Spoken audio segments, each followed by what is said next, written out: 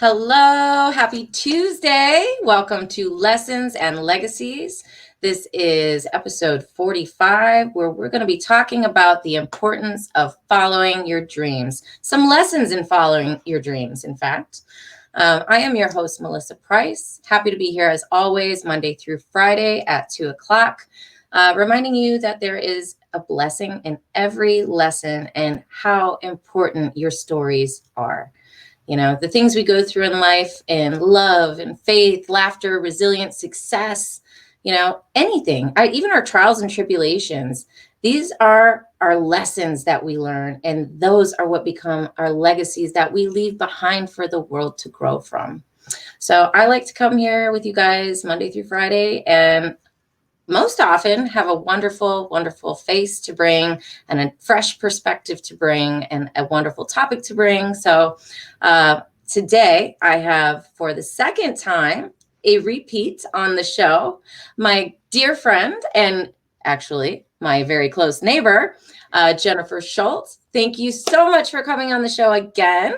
Oh, I'm so happy to be here. Thank you for having me. So take a minute here and tell everybody who you are, all your roles and titles. Who are you? Oh gosh, I have like so many, I know, right? So many roles and titles. My name is Jennifer. I am a mother to Mia Schult. I am a speech pathologist in both Charlotte, North Carolina and in Rock Hill, South Carolina. I'm a CrossFitter. I am a fitness advocate.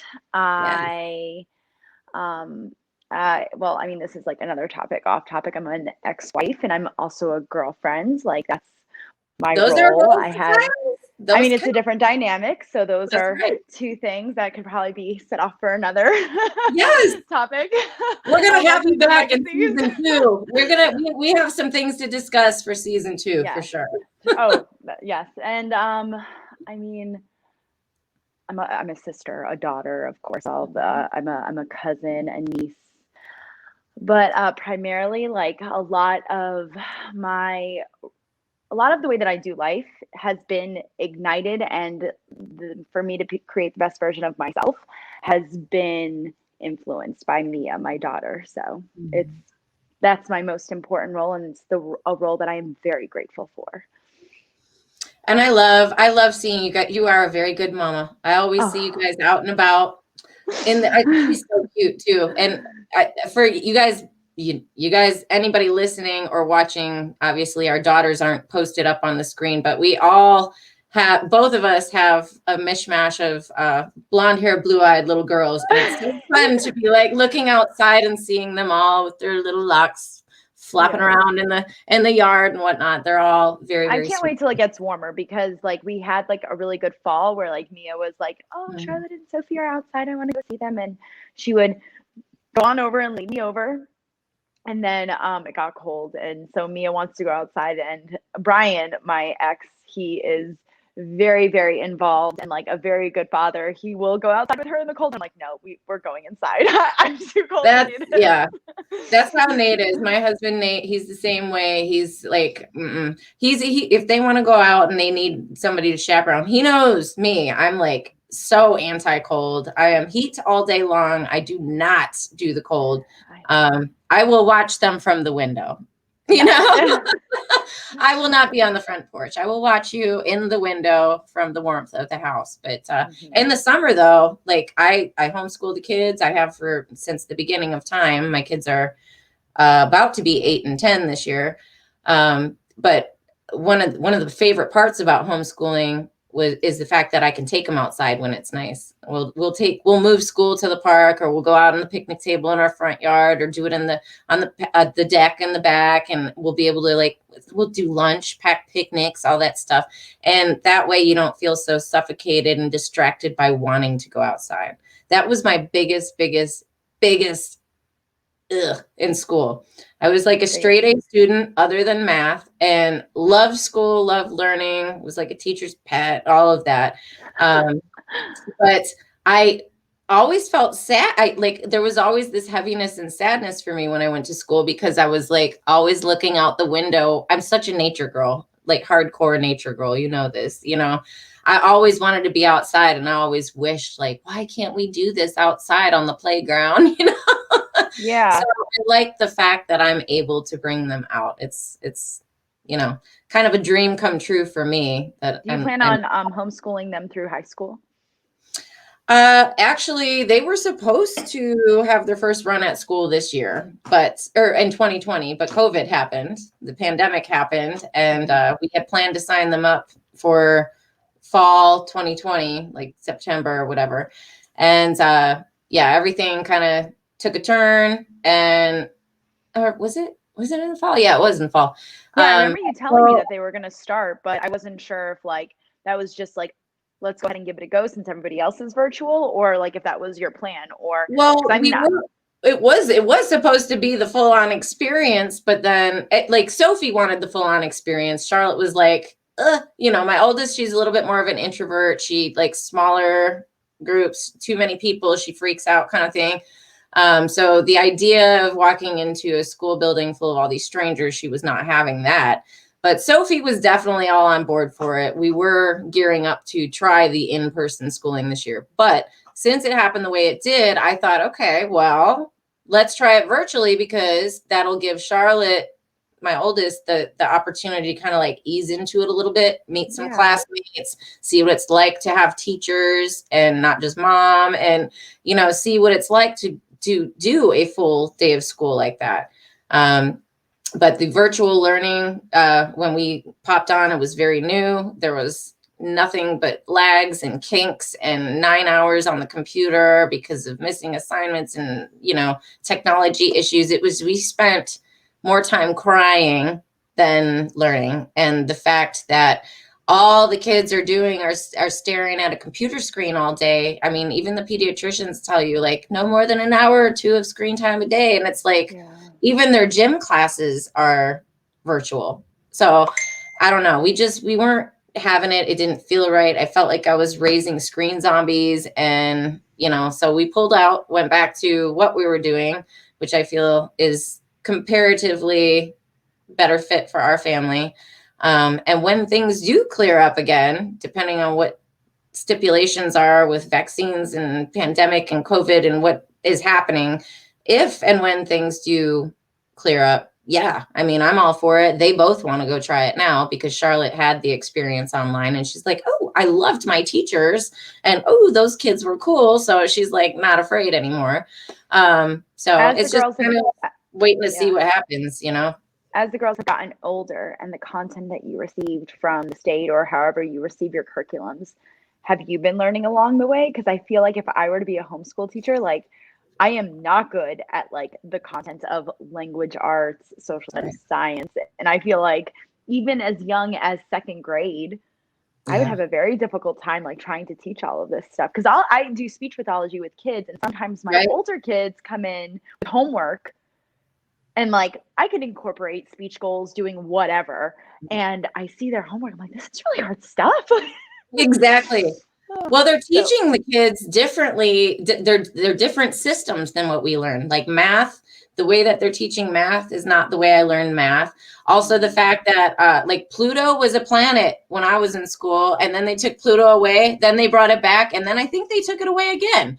oh wow. There's a lot of things that have changed in the And way things that that you're learning like all of that as you teach them. definitely new systems, definitely learning new systems. I have found some cool math tricks, which is my worst subject. So YouTube University, that does it for me.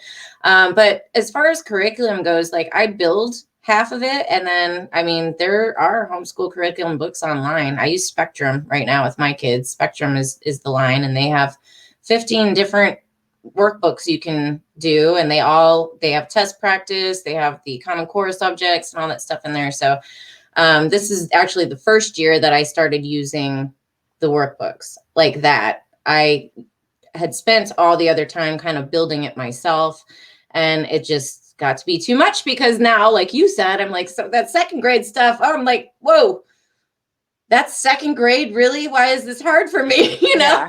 Yeah. Especially with Charlotte in the math world, like she's getting into like division and the, too much. Fraction. Like, I'm good Oh. with addition, subtraction, multiplication. When you start getting into fractions and story problems, I'm like, who wants to make some money out there tutoring, virtual tutoring, neighbor kids? I got a 15-year-old neighbor, Luke. I was like, you want to teach Charlotte some math?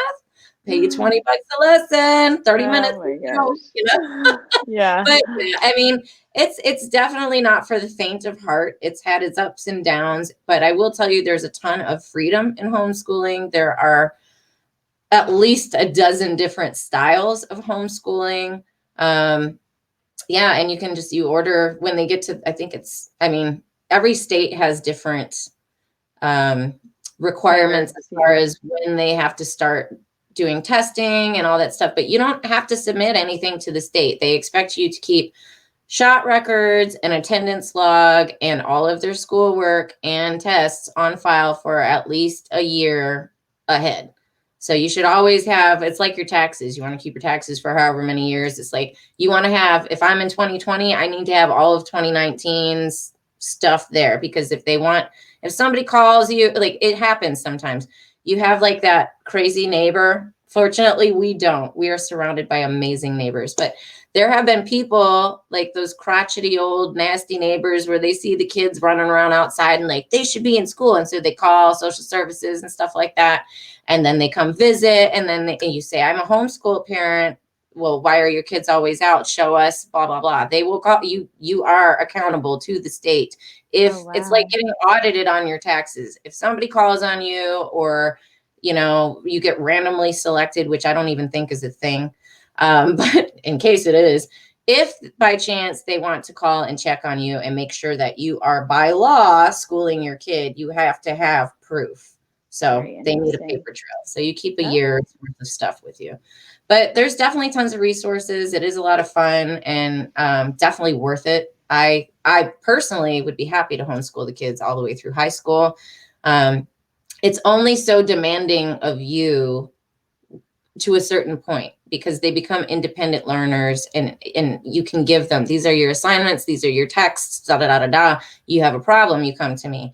They get to a certain grade and they begin to work independently, so it's like, it's a commitment, but for only so long. Just like when they fly the coop and they move out, it's like, okay, I'm still here. I'm still your mom for anytime you need me, I'm here. But like, in essence, now it's your responsibility. This is your life. You have to drive to work. You have to feed yourself and make your dinner. You have to shower. You know what I mean? So it's a commitment, but only for a certain time. And, I feel like I'm able to teach them a lot more here than that they wouldn't particularly get in school. A lot of extra things here that they wouldn't be able to get in school, real life interactions, everybody has this hang up on homeschool parents and homeschool kids that like they're antisocial and they don't know how to socialize. It's like, my kids have been interacting with adults, teenagers, and kids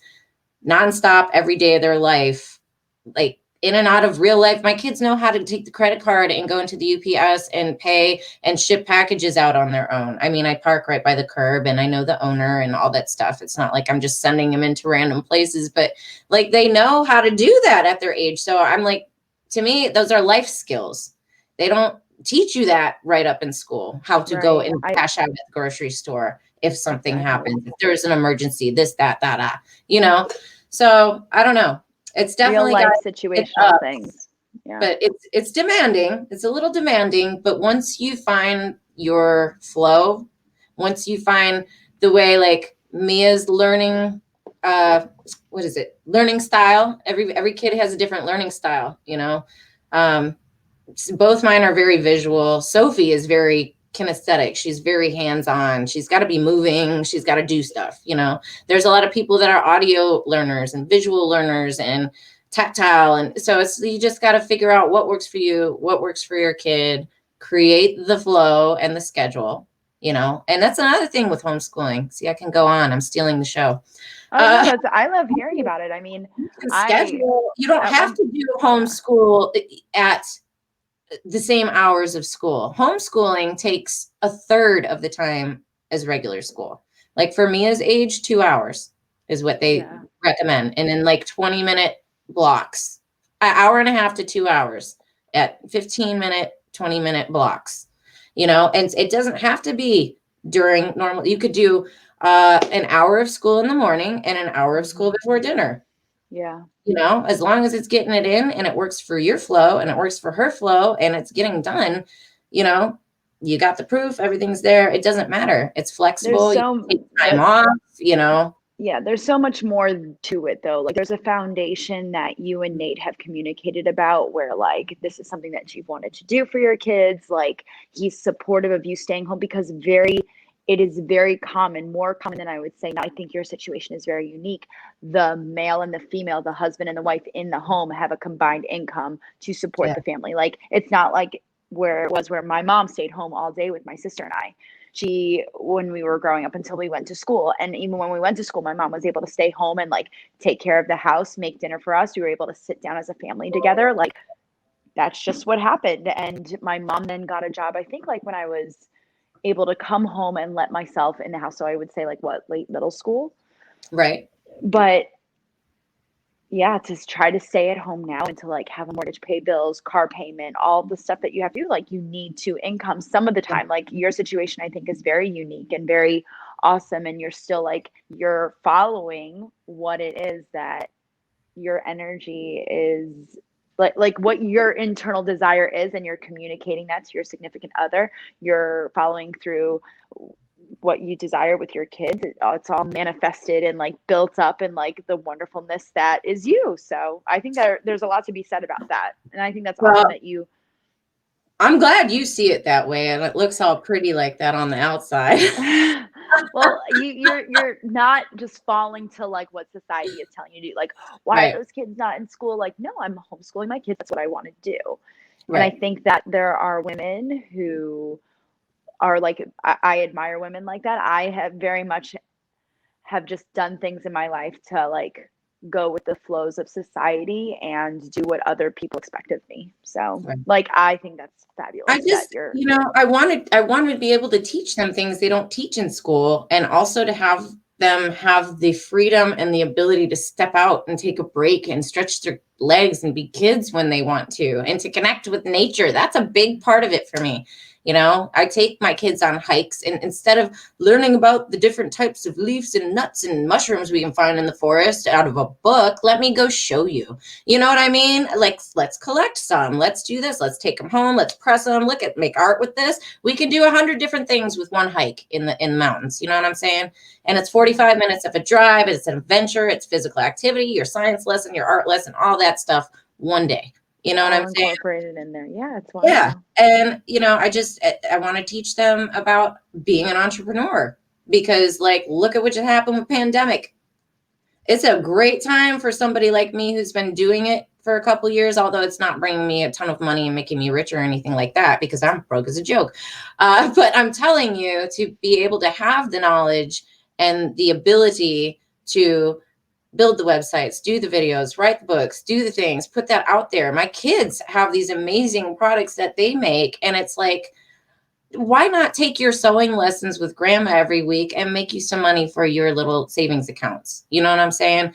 They have their own store, and I've taught them that. So like, I feel that they know this now. If something like this happens, whether they, let's say, have an accident and they break their leg and they can't drive to work for 8 months, that happened to me a few years ago. Like, what are you going to do for the next 8 months? Well, hey, mom taught me how to do this. I can make this, and da, da, da, da. What do I have here? What can I make happen?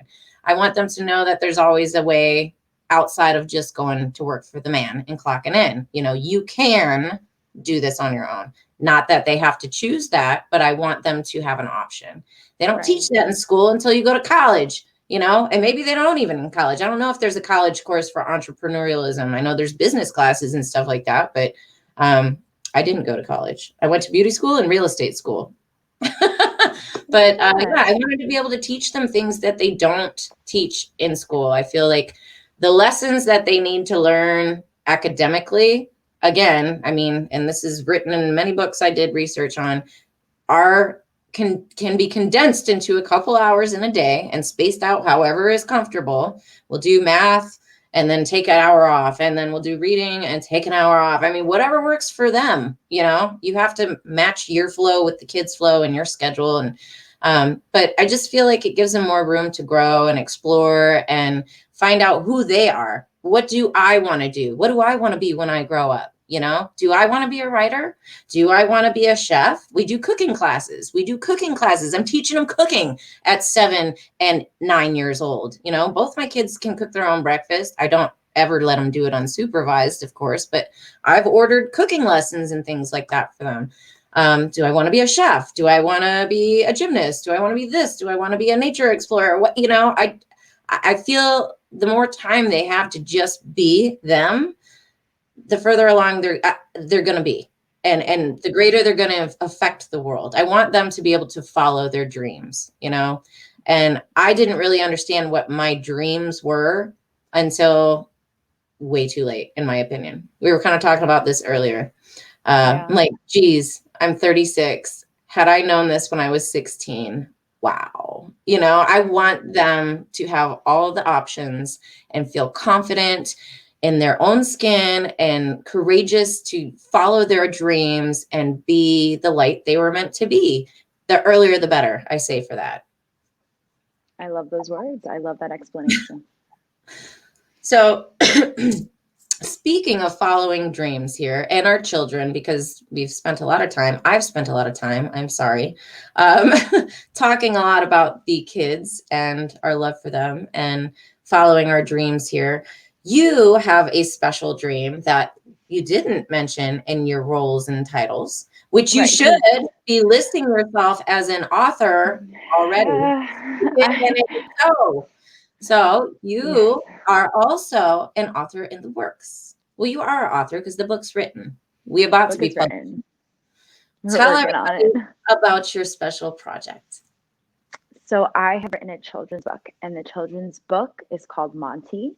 I am, like I mentioned earlier, I'm a speech pathologist, and I've been doing it for 8 years. And I've been at the clinic that I've been working at for, oh gosh, it's coming up on 4 years. Oh my gosh, it's coming up on 4 years. It's so fast. And I've seen a lot of the same kids in those 4 years, the kids that are consistent. And I was getting to a point at probably like year 2 at this clinic. I was like, I'm doing the same thing over and over. I'm not stimulated. I'm not motivated. And I love children's books. I absolutely like the classics, like The Giving Tree or like The Red Pigeon. Yes, I have that on my shelf. I swear to God, that book makes me cry every time. I love that. I just like, there's just one of my favorites. You can literally just like go into a world. There's an opportunity for kids to ask questions and think about what it is that they're like things that are on their mind. They can, or things that are not on their mind. It's exposed like through reading. And I'm just a very big believer in what a book can do. And so it's just something that I've always wanted to do. I've always wanted to write a children's book. And one of my favorite books is I Know a Rhino by Charles Fuge. And I like, my sister held me accountable. My sister, Julianne, I told her about my dream of writing a children's book at the end of 2019. She's like, all right, 2019, Christmas 2019, you're going to have it done. I was like, okay, well, then I'm going to have it done as I need to be held accountable. So I'm going to give you $500 if the book is not written by the end of 2019. And so I got a fire lit under my bottom, and I went at it. I was like, okay, this is something I've always wanted to do. This is what I'm going to do. And I finished it. And then in January of 2020, I emailed my favorite illustrator, and I was like, hey, I have a book. Is it something that you're interested in doing? I have this amount of money to like give you for you to bring it to life. And he was like, and I told him it's about a manatee named Monty who goes around and he makes fun of all of his sea creature friends. And then he takes some time to reflect about his actions due to somebody else, like making him reflect, like making him realize like his actions weren't so kind. And he goes around, he's held accountable, and he doesn't just say, I'm sorry. He apologizes and verbalizes, like when kids say I'm sorry, like sometimes they just say I'm sorry to like get it over with, but you need to say why you're sorry. And so that's what Monty does in this story. And he owns up. We Do call what? that owning up. Owning up, Owning yeah. up. Yeah, And it's I very would hard when to you own get in up. trouble. That's what It I tell is. them. I'm like, it's don't just say, like say sorry to your sister for beating her on the head with the Barbie doll, and it'll be the I'm sorry. I'm like, for what? I'm sorry for hitting you on the head with the doll. It carries so much more weight. There's a difference It between does. apologizing Yes. and saying I'm sorry. And the So I thing love is that that dynamic of the carries right, and it carries over like, into adulthood. Like, what are you sorry for? And like through things that I've experienced, I've had like sometimes like the I'm sorry is sometimes good enough. Like I don't want to defend myself. Like I am sorry for my actions. Like you deserve an apology. I am sorry for doing this, but I did it because like no, like I'm right. just sorry No for what buts. I did. Yes, no So buts. when Charles like when I told him I was like, "Hey, it's a book about a manatee." He's like, "I love manatees." He's like, "I'll read it. If I like it, I'll send it to my agent, um, and we'll go from there." Well, not even a couple weeks later, like days later, he emailed me back and he said, "I really liked the book. I gave it to my agent, and we're going to see what she says." The agent didn't like it How so much. excited were you? I was like, my heart was beating really fast. I was like, my palms were sweating. I was like looking at my computer screen. I was like, oh my gosh, this is actually happening. Like my Yes. favorite Am I reading illustrator this is doing right? Am I really reading this right? yes. So then he said that he gave it to his. I was like, oh my gosh, this famous illustrator that I love so much gave this book to his agent. His agent came back and he told me, he's like, it's a little too long and the words are a little too big. So I said, give me till I.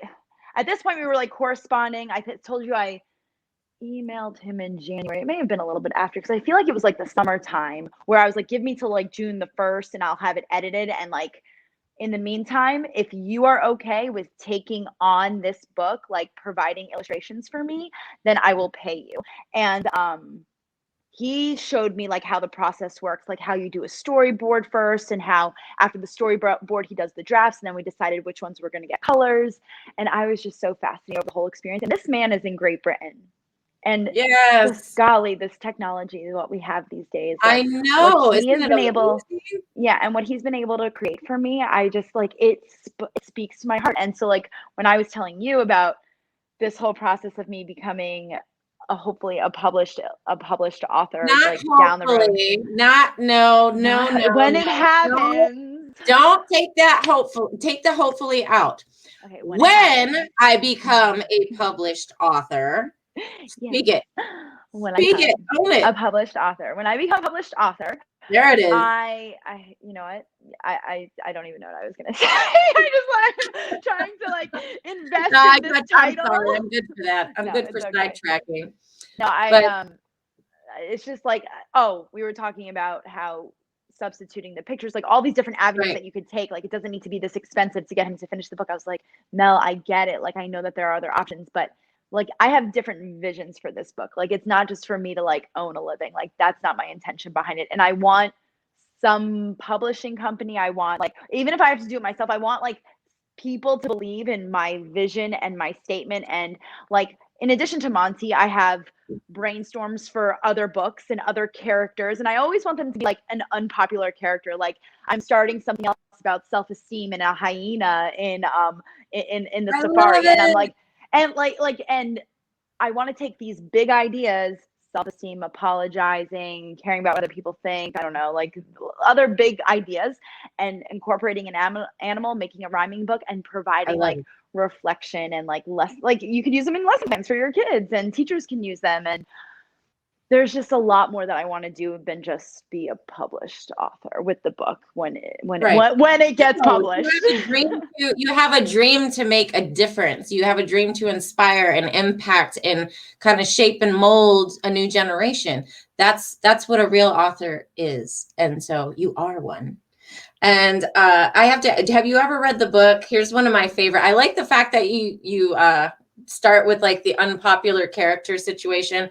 One of my favorite books, which actually I read to the kids probably when they were 3 or 4 years old, and then it took a bad turn. So I had to hide the book for a little while and bring it back out when they were a little more mature. But Alexander and the No Good, Very Bad Day. I do know that book. I don't have that one for me, You but don't have it? I remember Uh, Alexander the No Good Very Bad Day. Like there's and some I'm books where moving to Australia. Yes. yes.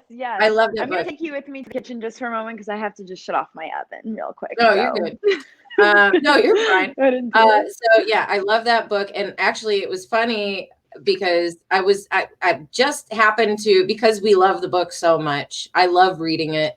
Because most kids and even grown-ups can relate to that book. I think it's a funny, fun book for grown-ups to even read too. But Yes. I went and looked on Amazon. I was looking up the author to see if there was any other ones. And there's a whole, there's like 5 or 6 books of Alexander and his trials and And that's how tribulations. it is with all, yeah.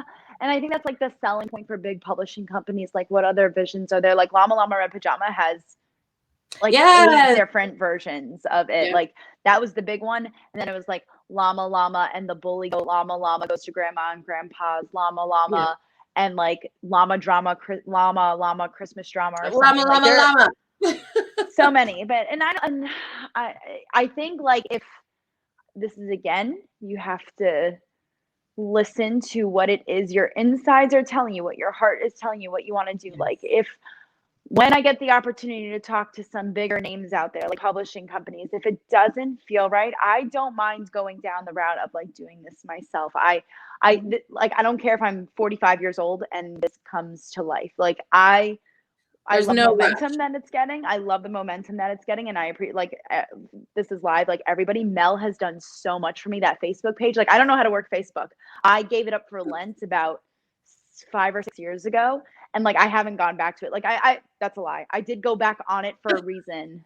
I think it was something Mia, you've for been like share you share Mia's pictures and things like that. Your adventures. Brian has shared it on Facebook. Okay. I have not shared. I've shared on Instagram. So like Instagram is just like it's an easier tool to like upload, and Facebook has just overwhelmed me. And I got back on and I See, went I'm and I was like, opposite. I am overwhelmed. Instagram overwhelms the crap out of oh me. I don't, maybe you and I need to have, let's let the kids play. You can teach me Instagram and I will yes, teach you. like I need you to teach me Facebook after everything that you've done for that Monty page. I'm like, how in the world did she do all of this? Like, this is ridiculous, like ridiculously amazing. I don't even know how it works, but all of the stuff that's uploaded from Mia, Brian has been wonderful about like sharing that with our friends and family, but I just don't know how to do it. Like I gave it up and I went back on it under like Miata Schult is like my secret pseudo name. And I went back on, I think it had to be something for CrossFit. No, you know what it was for? 4 years ago, I was getting a job interview with the clinic that I'm currently at. And my current boss, Diane, Said she was you like, have hey, to. we couldn't like, what was it? She wanted to like have a face-to-face conversation. And so we did it on Facebook Live, or not Facebook Live. We did it on Facebook because at Right, that right. time, 4 years ago, I think she doesn't have an iPhone, so we couldn't do FaceTime. So we did a face-to-face interview through Facebook. Right. That's why I got it. Okay, now it's coming back to me. But then like you'll send me stuff all the time, and I'm like, Mel, like I'll like land like the deer stuff, and you'll tag me in about like I find like that I go down wormholes or like things like I click on the Get wrong lost. things.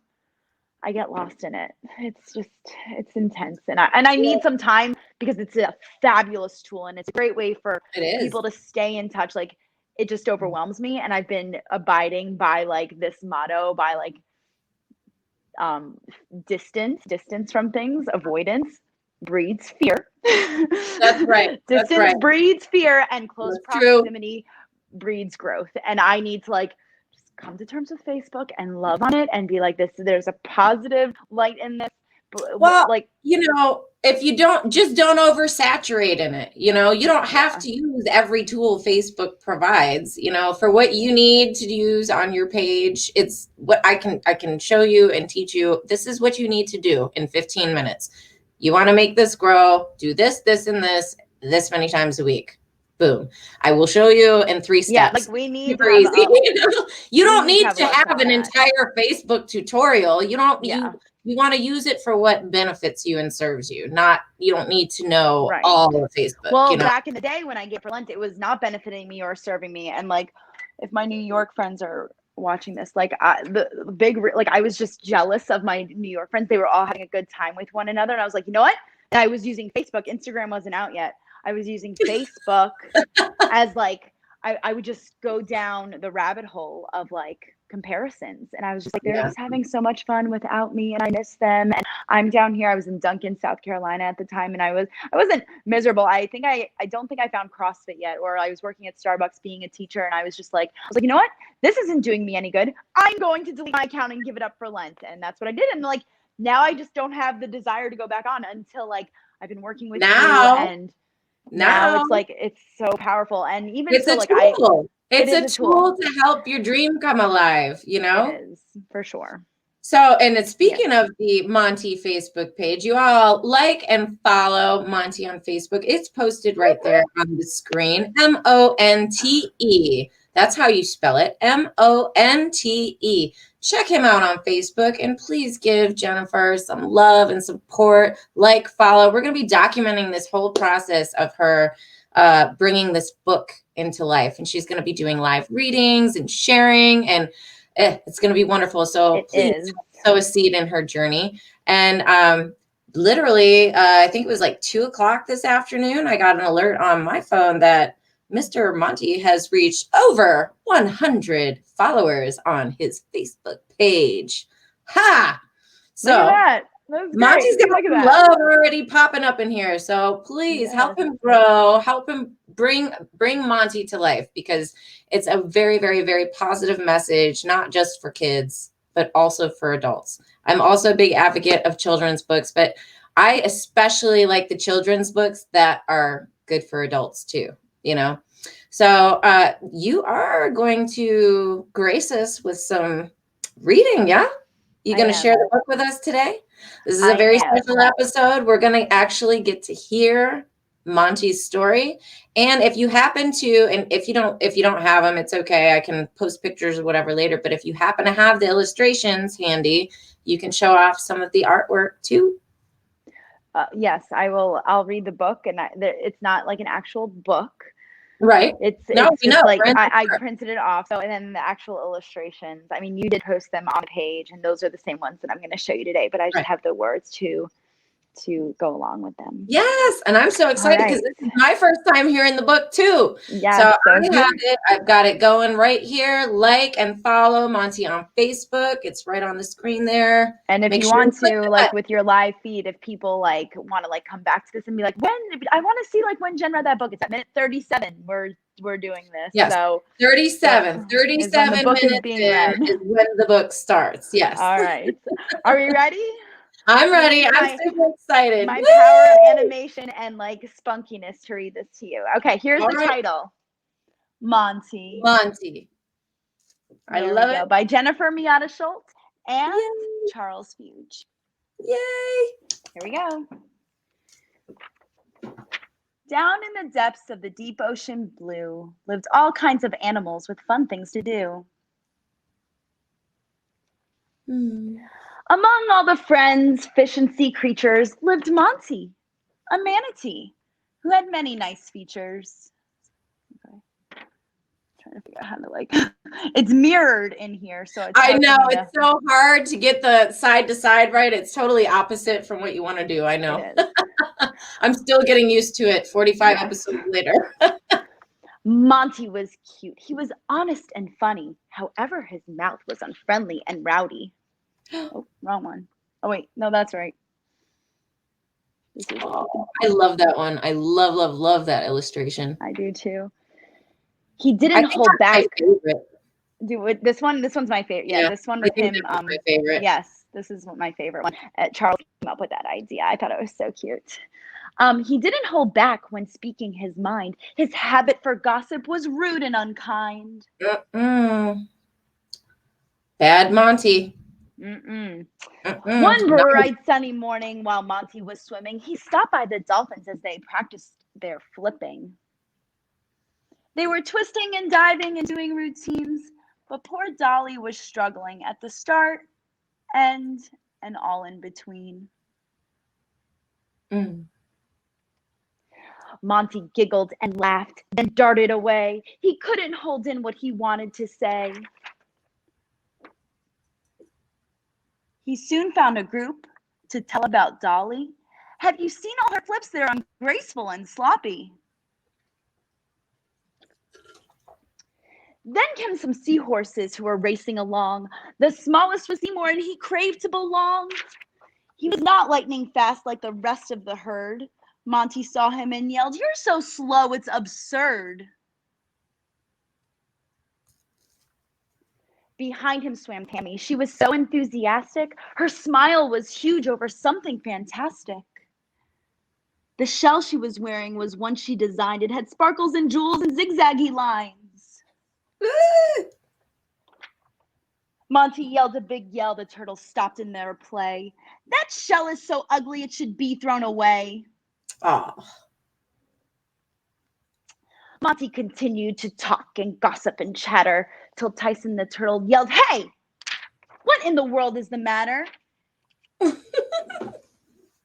You say these mean things that are harsh and untrue. It seems like you're angry and unhappy with you." I love this. Monty stood still, wide-eyed and in shock. He took time to sit and think by the rocks. These animals worked hard and he made them feel bad. Am I jealous, unhappy, upset, super mad? Okay, so like this whole time, like if this was published, the book would be going like this, right? Right. You're No. opening, okay. No, But then there's this part. Like, so then you open the book and then it's a vertical page of when he's doing some self-reflection. So he's like right here. Monty gazed in the mirror and promised his heart to be more positive right from the start. He would speak with more kindness. He didn't have to be mean. He took a deep breath and headed off to the scene. Mm.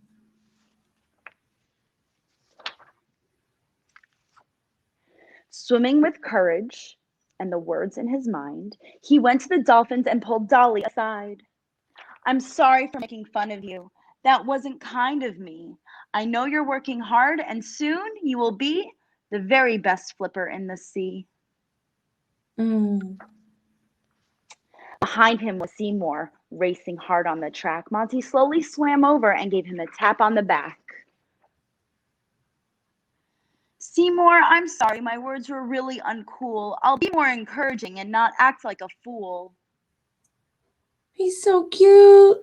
I like Seymour. I love Seymour too. He's so cute. I know. Last but not least, Monty went looking for Tammy. Her head was hanging low, so Monty nudged her ever so softly. "I didn't think before speaking," Monty stated out loud. "You have a great vision and you should be proud." Mm. "I'm sorry for my words. It's not okay to tease. I must think before speaking. Will you forgive me, please?" I'm getting goosebumps. Monty's bad attitude. Thank you. Monty's bad attitude was no excuse to be salty. Negativity can't win. It's ugly and faulty. Lift others with your words because you will find it comes back around when you're brave and when you're kind. I love it. That's the last page. The end. That is such a powerful book. I love that. I literally have goosebumps right now. I'm not even kidding. I'm like, that is definitely the kids' book that I like to read.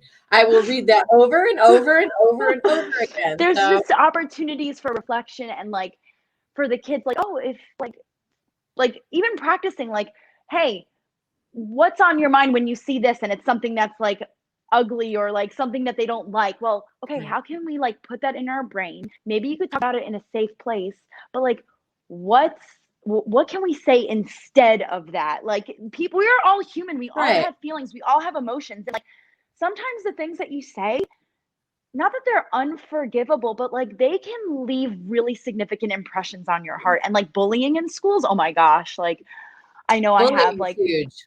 Bullying is so huge. And I just have a vision to like I want it to end. I want it to stop. I want like kids to learn what a filter is. And okay, you want to say this, you want to say something mean, but how about we stop, take a breath, and figure out something else to say? Like if a kid comes in with these like wonky glasses and like all four eyes, or like, why don't you take a breath, maybe you like the color of their glasses. Yeah. So like, Right. maybe like, oh, you have new green glasses. You don't need to like start making fun of them. Like, it's just little opportunities like that I want to like incorporate and spread the word. But like, that's the whole action of being held accountable for your actions. Somebody, Monty's making fun of these sea animals, and like Tyson sticks up for his friend Tammy. All that alliteration, Tammy the sea turtle, Tammy the I turtle, know, I Tyson love the it. I turtle. am huge on alliteration. That's the more of the same letter we can put in a row, the better. I don't know. It's a thing for me. I go and then being held accountable for your actions. And like, still as an adult, like, I need to be like, there are times where there are situations where I need, like, all of us need to be sorry, or like, if we've hurt somebody, what can we say? What kind of conversations can we have? What kind of reflection can we do? Is our tone really harsh and inappropriate? How can we move forward? Like, apologies just go a long way when they come from the heart. And that's what I tried to portray in Monty. I think you did a brilliant job with it, honestly. Oh, I think it's brilliant. And again, these are my favorite kinds of children's books, is the ones that are not just for kids, but like any adult would benefit from reading that and enjoy reading that. And I'm going to piggyback on that with the whole thing of like, I love that it brings the message of, it's not just saying sorry. You have to like do the sorry, be the sorry. And that's apologizing. It's not just, I'm sorry because I'll even put it out there with my husband. Okay. Sometimes I can be not that nice, and sometimes he can screw up too.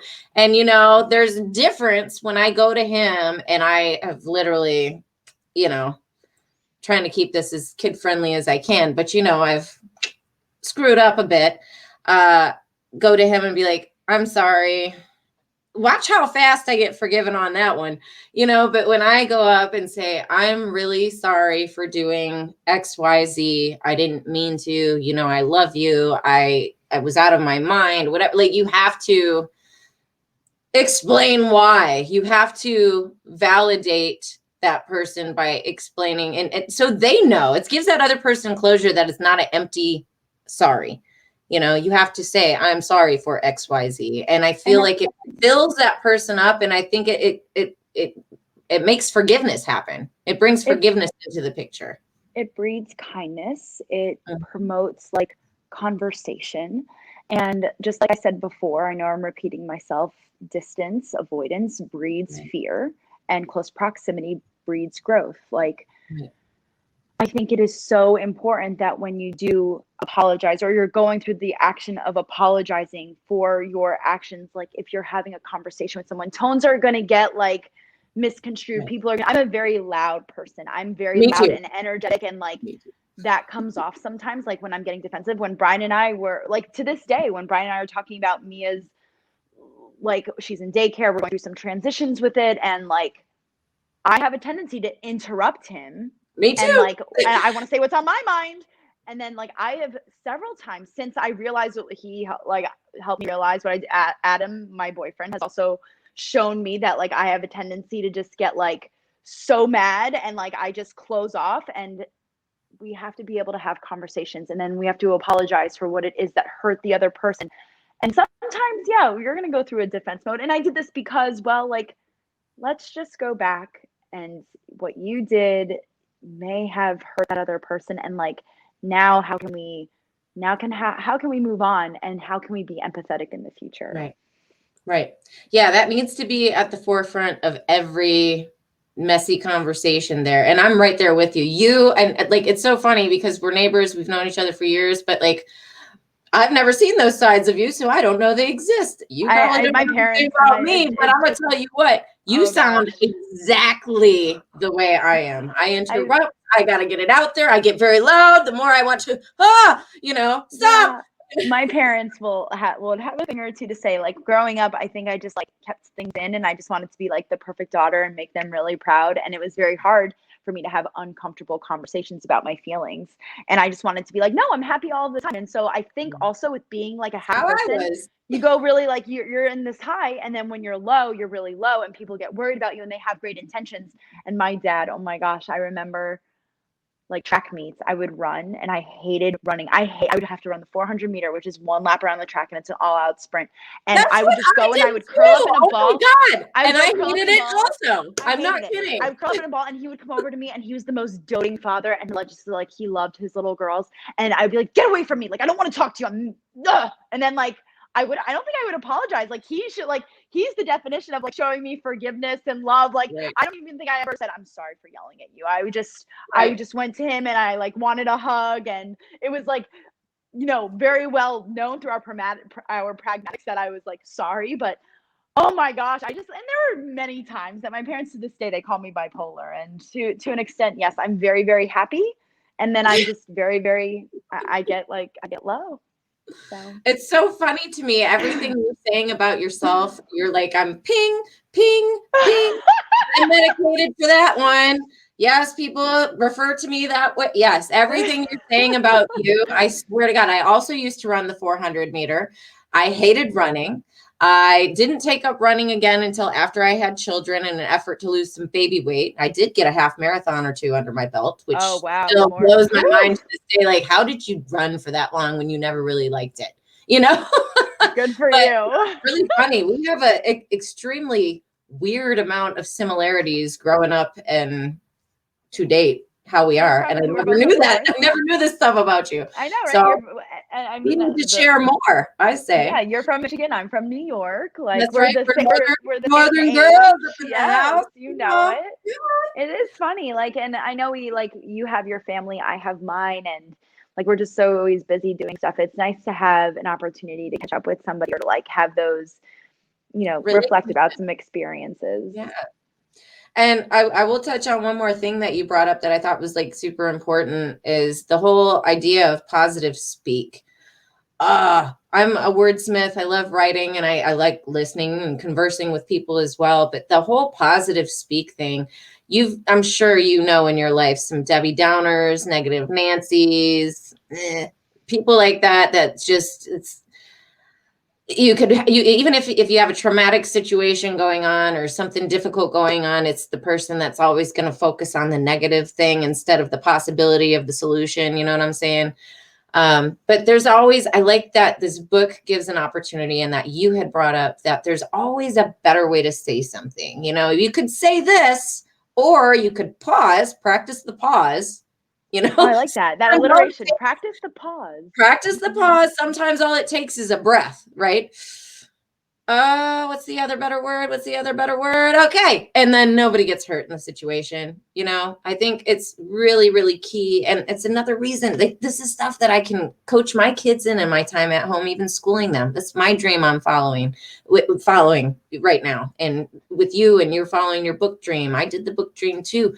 It's just practicing that positive speech, that you positive. have to make to yourself. Like, I don't mean to go off topic. I know that we're coming up on an No, hour, but like you're good. I had an experience this morning. So I went to my gym, I worked out, and I did this set with Adam. I had to do 3 sets of 10 front squats at 78% of my 1 rep max. Now, for all of you non-weightlifters, that's just a lot of weight on a barbell, and I have to hold it in this position. And like, And tell everybody how much weight you lift, please, because you guys, you won't know looking at her. I lift a lot of weight. No, you don't know. You don't know looking at this girl over here. She is beyond ripped. No, but like, no, I don't want she to talk lifts weights the size of my freaking car in her driveway. No, My kids will go sit on the picnic table out front and watch her. She lifts enormous amounts of weight that my husband would cry looking at. No. Like, I'm not. Listen, first off, like, it's a passion, it's a love, it's something that I am a big advocate for.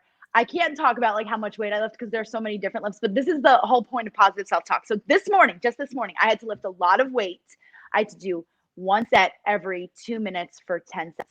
And it's 3 very heavy front squats. The first 4 that I did, I would approach the barbell. I was like, I don't want to freaking do this. I don't want to do this. I was so negative.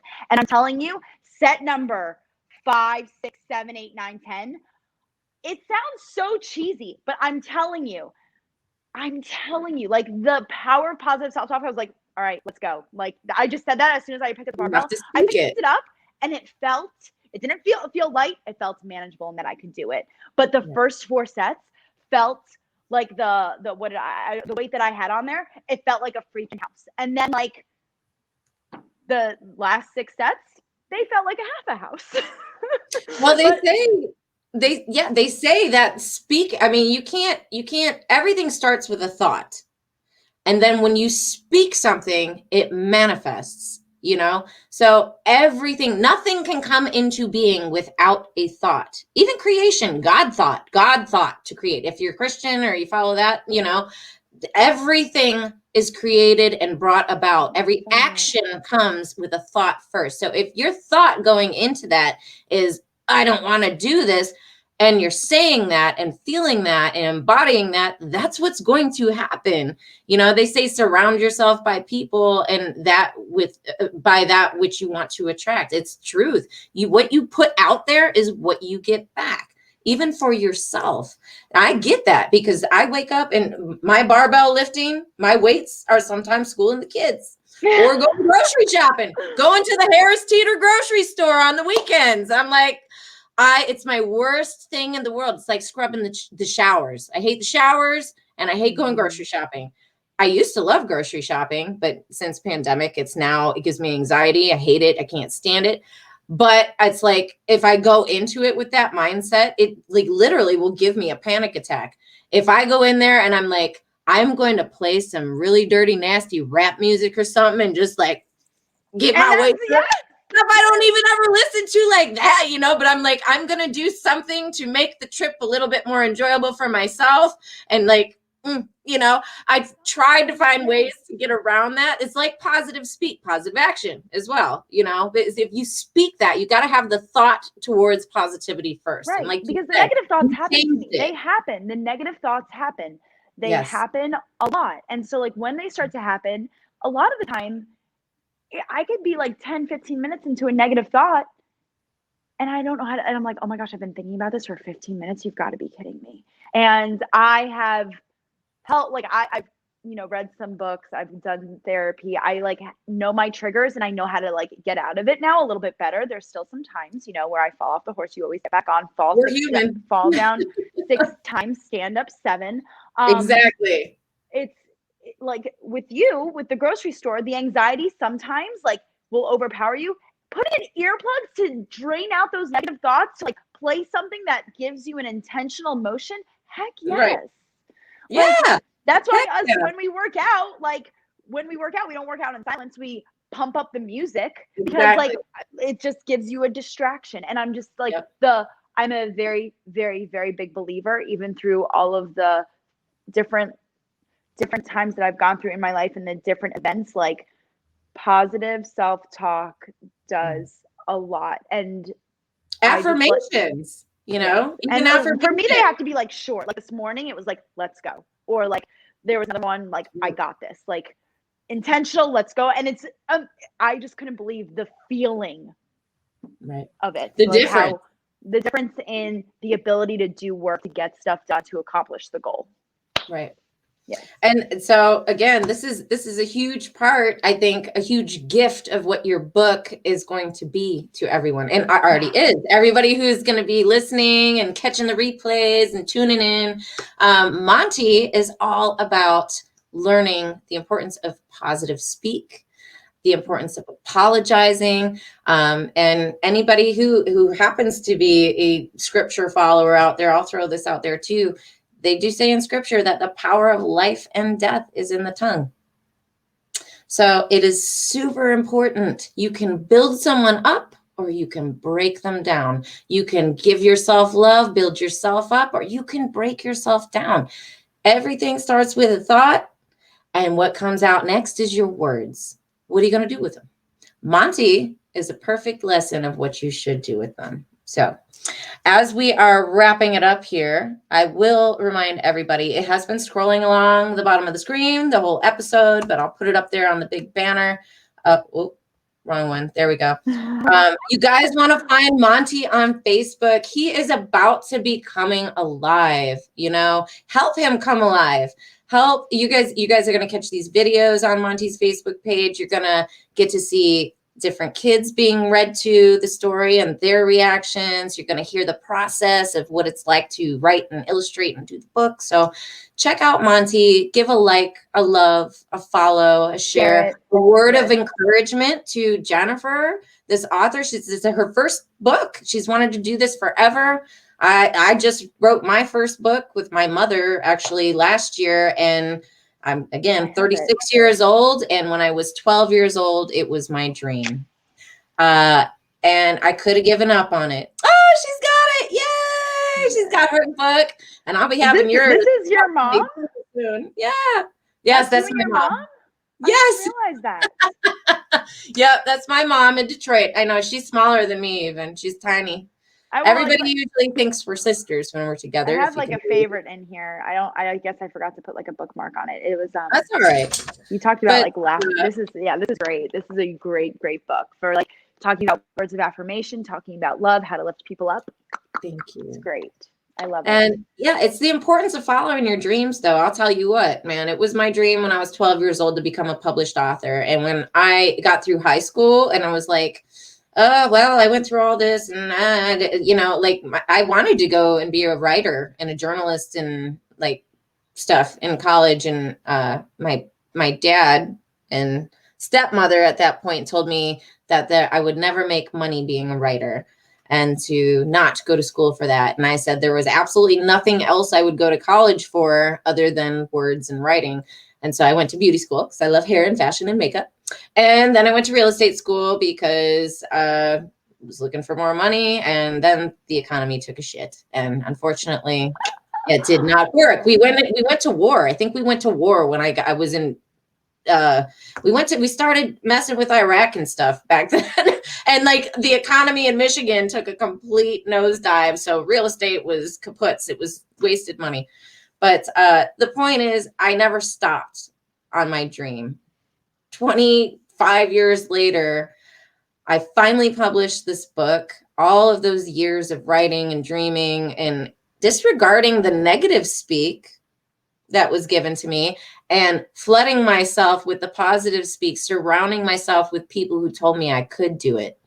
People who heard my dream and said, oh, I can help you there. Oh, you can go there and do this. You can, and it happened. It literally happened. We wrote this book in 4 months and there. That's amazing. And it took me 25 years, but I followed the dream. I didn't give up. And because of that book, I have you here and you have a platform and so many other people have had a platform. The show is now out there and it's just, don't stop following your dreams. Don't stop. It doesn't matter how long they take to come to fruition.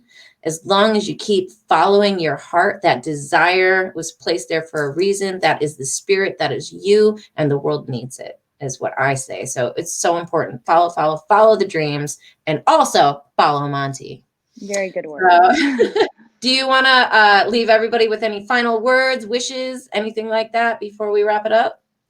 There is a donation on Monty. We know how I feel about the donation. I'm not like 100% comfortable with it right now, and so that's why I didn't mention it, because we didn't even talk more about it. Well, because it's on the page, and I don't want people to be like, oh, I'll give her some money. So like the illustrations are what that money is for. However, I would appreciate more of like the word getting out about Monty more than a donation. I rather you just share it. I rather you have other people pass the word. She wants to make an impact in this world. She wants to do big things with this book, not so she can make the money. She wants to make a difference in this world and in the next generation, in the hearts and minds of children and adults. So yes, the more that we can spread the word, that's the big goal here. Let's get Monty as many followers as we can. So followers, likes, and then hopefully somebody out there will help me along. I mean, Mel has helped me along this process of like promoting Monty, but like for the next steps, I appreciate the people that have donated already. Mel and I are going to figure out what to do about that donation. I don't feel 100% confident with it. And I rather like, I want to see you guys, I want you guys to tune in for when I read to kids. Yes. I'm going to read to Mel's kids, hopefully the book, and Yes. we'll move And forward from there. Mia. But yes, well, Mia, I think her attention, like we read every single night together. So, I mean, I would like to read it to her at night once I have like, the real thing. But anyway, like, yes, to Mia too, if she'll sit there with Charlotte, Right. and she probably will. like, She will if they're all together. Yes, if exactly. the girls are all together, yeah, they'll sit because she'll want to be whatever they're doing. Whatever they're doing, for sure. Together, but I just want to I just want to take the opportunity here at the end to just thank you, Mel. Thank you for taking the time out of your weekend. Or sorry, this is Tuesday, man. This is Tuesday. This is Tuesday. Pre-recorded. But like you're taking time out. It's all good. Time out prior to like have me talk about the book, and then you had me read the book, and you are leading this in the direction that I didn't even think possible, where I could actually like read my love, this thing that fires me up to the world. So I appreciate you so much. I'm very grateful for the opportunity, and thank you for believing in me. I do definitely believe in you, and I thank you for coming on again. And my gosh, you're welcome anytime, always. And I love this. I love this kind of stuff more than anything. Kids' books are especially my favorite too. And I love the fact that you brought up the Giving Tree is like my number one. I swear to God, really I'm a tree hugger for real. I do have a tree. I hug in my backyard when I need to be grounded. I do. So that book means the world to me. It's one of my favorites. And you know what? I think Monty is going to be the next Giving Tree. Oh gosh, yes, it is. We're gonna manifest it, right? Yes, it is. Monty will be the next Giving Tree. Say it, speak it, own it. Believe it. Yes. Then the words manifest. You can't manifest anything without speaking it. Say it and it is so. Monty will be the next Giving Tree. So you guys, come on, help give birth to this dream. All you got to do is like, follow, share, and my gosh, we love your guys' feedback. We really do. So any comments you want to pop in there, please do. Any encouragement or resources or suggestions you want to pop on Monty's page for the journey, please do that. We appreciate it so much. And thank you, Jen. You are the best. I love you so much. And I can't wait for us to talk more again. Like, this is crazy. There's so much that came out of this conversation. I was like, I didn't know. And we're so much alike in that. So I'm looking forward to actually having that get together and that little reading, and then the kids can play afterwards and you and I can do a little more talking. I just feel like I gained an extra sister up in here. Like extra. Thank you so much. You're wonderful. So, I appreciate it. Like I come here every Monday through Friday to show you guys there is a blessing in every lesson. Today's lesson was all about following your dreams. And I got so many blessings. I got so many blessings out of this last hour, and I hope you guys did too. So remember, your stories matter. We love you, and I will be back tomorrow, Wednesday at 10 a.m. with Apostle Gideon Desmond, all the way from Nigeria. We're going to be doing a little episode on faith around spirit, round 2. So stay tuned at 10 a.m. Thank you for tuning in. We love you guys. And don't forget to find the blessing in your life.